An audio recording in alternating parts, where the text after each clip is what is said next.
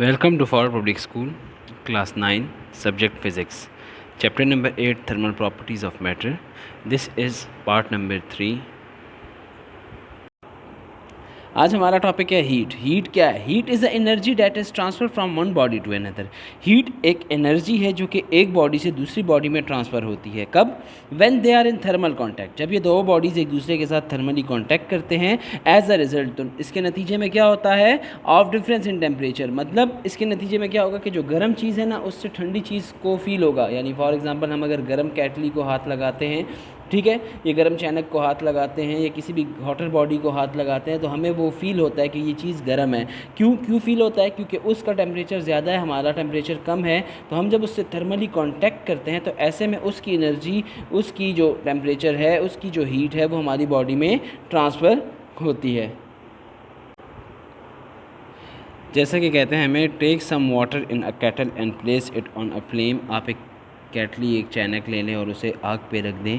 The water gradually become warmer, तो उसके अंदर जो पानी आपने डाला हुआ है वो आहिस्ता आहिस्ता गर्म होना शुरू होगा। एंड इवेंचुअली स्टॉप्स बॉयलिंग, और कुछ देर के बाद आप देखेंगे कि वो पानी जो कि गर्म हो रहा था अब वो बॉयल होना शुरू हो गया है। हाउ डज़ इट हैपन्स, क्या आपने कभी सोचा है कि ऐसा क्यों होता है? In fact the temperature of the flame is much higher than that of the kettle and the water. हमें पता है कि जो टेम्परेचर है उस आग का वो ज़्यादा है उस केटली से, उस चैनक से और पानी से। Something must have transfer from the hot flame to the cold water. ऐसे में ये पानी कैसे गर्म हो गया? बीच में तो केटल भी पड़ी थी आपके पास, नीचे उसके आग लगी हुई थी, तो इस आग से आपके पास इस पानी तक, इस ठंडे पानी तक कोई ऐसी चीज़ थी जो कि ट्रांसफ़र हुई है, उस ट्रांसफ़र को हम हीट कहते हैं। In general temperature of any object can be raise, हम जनरली ये कह सकते हैं कि किसी भी बॉडी का टेम्परेचर जो है वो बढ़ सकता है हीटेड की वजह से, हीट देने की वजह से, by placing it in thermal contact with another hotter object. मतलब अगर आप किसी गर्म चीज़ के साथ किसी नॉर्मल चीज़ को भी रखें तो वो भी आहिस्ता आहिस्ता वो नॉर्मल चीज़ जो है वो गर्म होना शुरू हो जाएगी। फॉर एग्ज़ाम्पल, मिसाल के तौर पर water in a kettle can be heated by placing it on the flame. जैसा कि आपने देखा कि आग पे रखने से आपके पास चाय की चैनक या केटल जो है वो क्या हो जाती है? गर्म हो जाती है। The earth is heated by the hot sun, और ज़मीन जो है, इतनी बड़ी ज़मीन है और उसको सूरज की गर्माइश की वजह से गर्मियों में देखें आप वो बहुत ज़्यादा हॉट हो जाती है, गर्म हो जाती है एज थर्मल कॉन्टैक्ट, क्योंकि उसकी जो हीट है वो आके वो सन से निकल रही है लेकिन ज़मीन तक पहुँच के और वो ज़मीन के अंदर ट्रांसफ़र होती है। दैट्स वाई आपके पास ये जो ज़मीन है ये गर्म हो जाती है। It is evident from these examples that in the process of raising the temperature of a body, something must have flown from the hotter body to the colder body.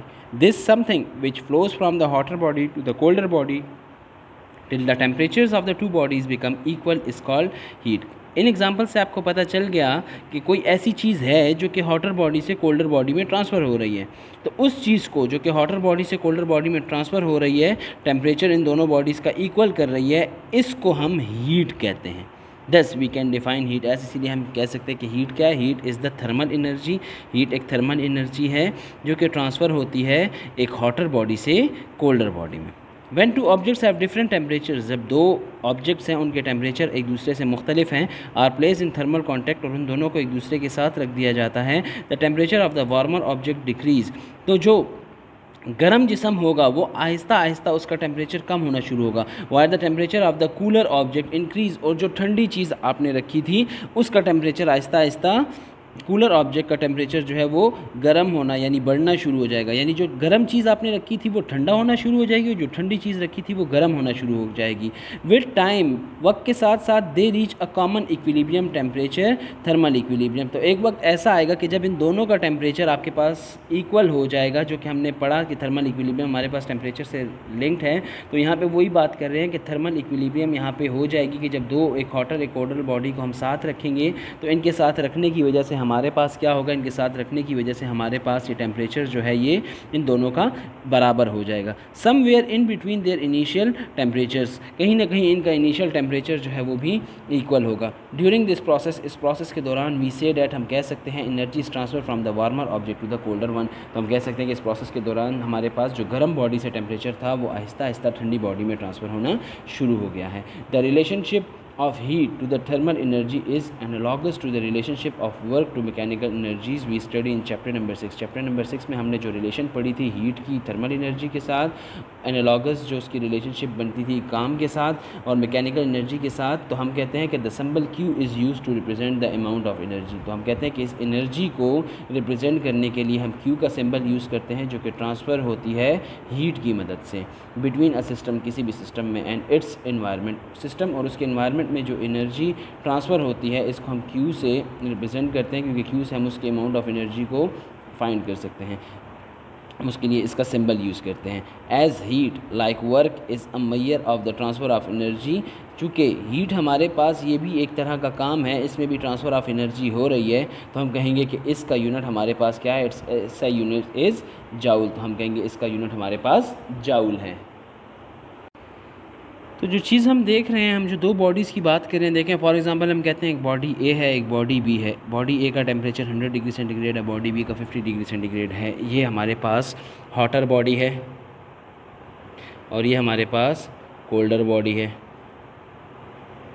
तो हॉटर बॉडी से आहिस्ता आहिस्ता एक चीज़ transfer होगी colder body की तरफ, जो भी चीज़ यहाँ पे ट्रांसफ़र हो रही है हम उसको हीट का नाम देते हैं। When transfer from one body to other than this transfer of heat is called internal energy. और अब ये चीज़ जो कि एक बॉडी से दूसरी बॉडी में ट्रांसफ़र हो रही है इसको हम इंटरनल एनर्जी कहते हैं। ठीक है, इस हीट के ट्रांसफ़र होने को हम इंटरनल एनर्जीज़ की कहेंगे। इंटरनल एनर्जी बेसिकली हमारे पास क्या है, ये सम है काइनेटिक एनर्जी और पोटेंशियल एनर्जीज़ का, जिसका ताल्लुक है आपके पास जो कि एसोसिएट है मॉलिक्यूल्स के साथ, एटम्स के साथ या किसी भी बॉडी के पार्टिकल्स के साथ। ठीक है, तो ऐसे में देखें कि इन दोनों के दरमियान एक टाइम ऐसा आएगा कि इनके टेम्परेचर्स इक्वल हो जाएंगे। उस टाइम को हम कहते हैं कि हमारे पास थर्मल इक्विलिब्रियम कहलाएगा। थर्मल इक्विलिब्रियम याद रखें ये डिपेंड करता है कुछ फैक्टर्स पे। फैक्टर्स कौन कौन से हैं, एक है इंटरनल एनर्जी के, इनके दरमियान इंटरनल एनर्जी कितनी है, मास कितना है किसी भी ऑब्जेक्ट का, किसी भी बॉडी का। ठीक है, उनके दरमियान पोटेंशियल एनर्जी कितनी है और उनके दरमियान काइनेटिक एनर्जी कितनी है। तो हम कैसे फ़र्क कर सकते हैं टेम्परेचर में, हीट में और इंटरनल एनर्जी में। हम काइनेटिक थ्योरी को अगर यूज़ करें तो हम जो है we can make a clear distinction between temperature, heat and internal energy. तो हमें आसानी से पता चल जाएगा कि टेम्परेचर क्या है, हीट क्या है और इंटरनल एनर्जी क्या है। टेम्परेचर जो है केल्विन्स में मेजर किया जाता है, is a measure of average kinetic energy of individual molecule. किसी भी मालिक्यूल की एवरेज काइनेटिक एनर्जी को जब आप मेजर करते हो तो वो उसका टेम्परेचर आप केल्विन्स में मेजर करते हो। इंटरनल एनर्जी हमारे पास रेफ़र करती है, क्या बताती है, total energy of all the molecule, के सारे मालिक्यूल्स में कितनी टोटल एनर्जी मौजूद है विद इन द ऑब्जेक्ट, एक ऑब्जेक्ट के अंदर।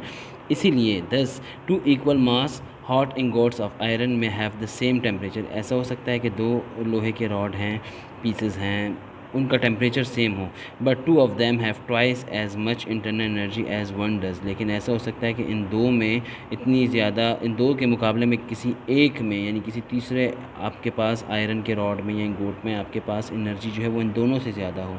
तो हम कह सकते हैं कि हीट जो है ना वो फाइनली रेफ़र करती है ट्रांसफ़र ऑफ एनर्जी एक बॉडी से दूसरी बॉडी में। मतलब हीट तो ट्रांसफ़र होती है एक बॉडी से दूसरी बॉडी में। ऐसा क्यों होता है, क्योंकि इनके जो टेम्परेचर है ना वो एक दूसरे से अलग होते हैं। तो टेम्परेचर अलग होने की वजह से हीट ट्रांसफ़र होती है एक बॉडी से दूसरी बॉडी में।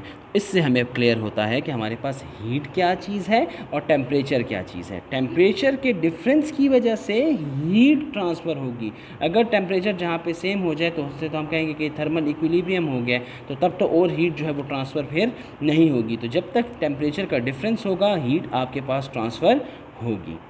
आज हमारा लेक्चर यहीं तक था। इंशाल्लाह नेक्स्ट जो लेक्चर होगा हमारा वो है मेजरमेंट ऑफ टेम्परेचर। तब तक अपना ख्याल रखिए। अल्लाह हाफ़िज़।